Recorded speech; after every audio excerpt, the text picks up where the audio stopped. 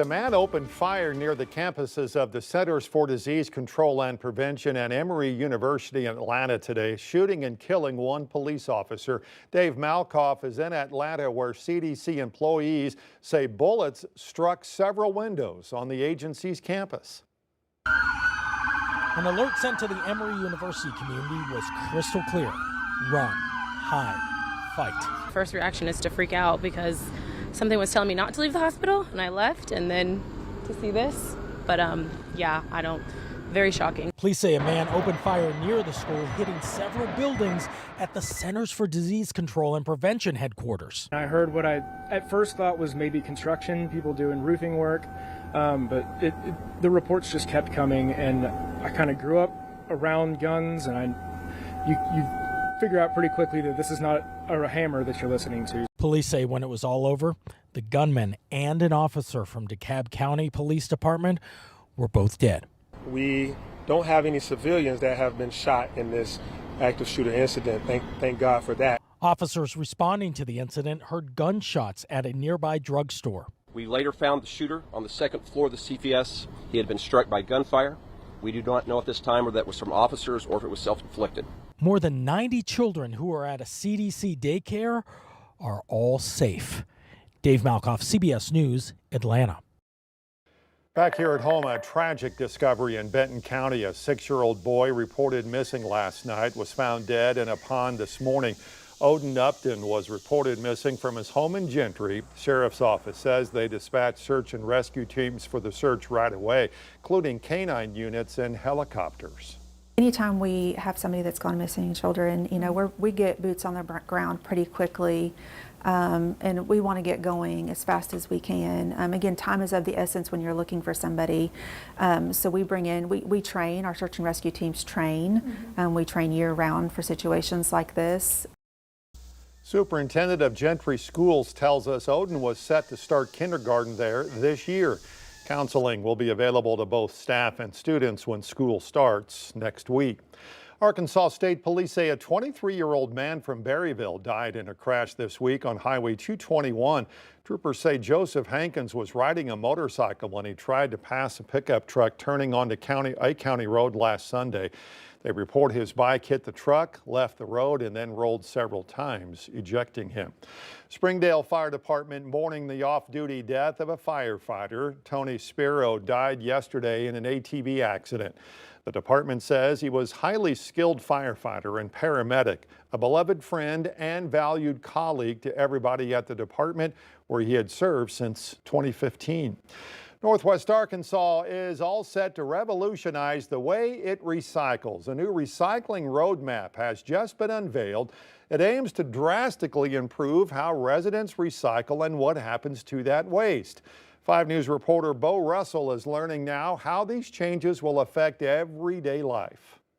Northwest Arkansas is a booming region, but its recycling system hasn't kept up with growth. A recent report shows that only 52% of residents are satisfied with local recycling services, well below the national average of 74%. The Recycling Partnership has teamed up with local leaders to launch a new program. Their main challenge? Confusion and inefficiency. A lot of people are confused about how to recycle. When you travel from one city to the next or one town to the next, it's different.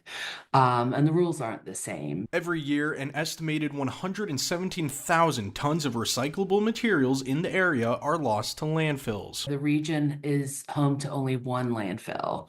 And that landfill has capacity concerns. The region is disposing of about 117,000 tons a year of material that could be readily recycled.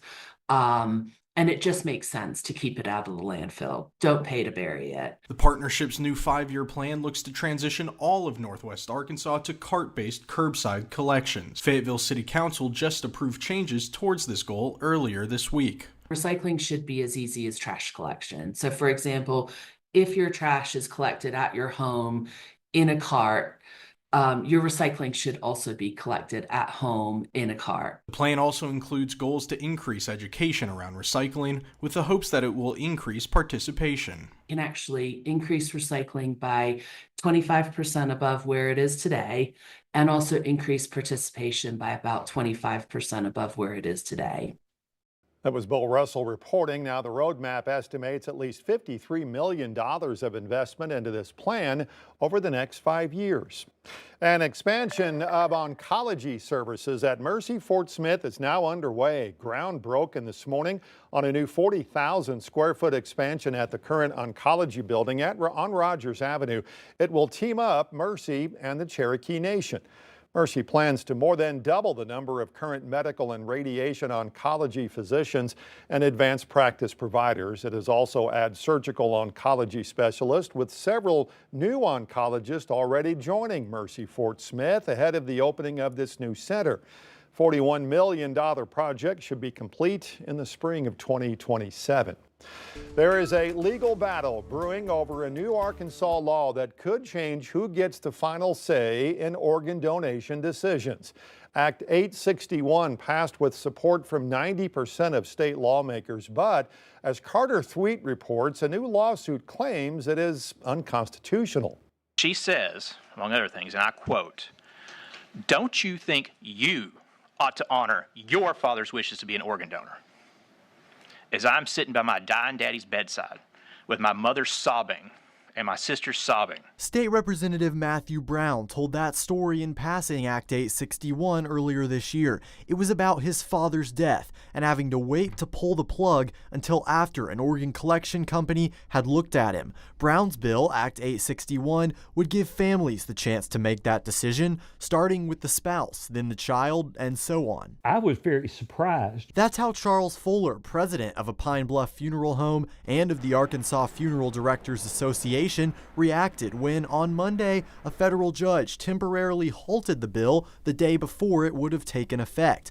The bill would end waiting situations like Representative Brown described. For an institutional death, an organ recovery agency has a 2-hour limit to be in touch with the family.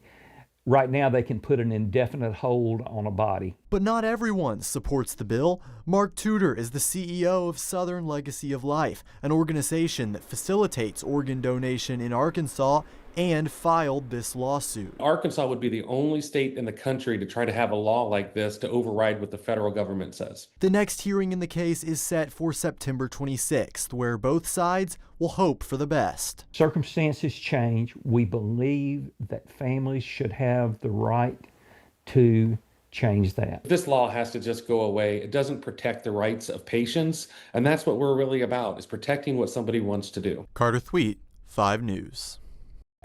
Bargains galore on 64 happening this weekend. The Arkansas tradition turns Highway 64 into a thrifting hub. Sales stretch for more than 160 miles from Fort Smith, Conway to Beebe. Shoppers say it's about more than just a cool thrifting experience. Some places even have school supplies, cheaper than you could get at Walmart. And then even shoes and stuff, because, a lot of people around here don't have a whole lot of money. Yeah. So it's an excellent place to go shopping. Bargains galore on 64. It continues tomorrow from 7 to 5.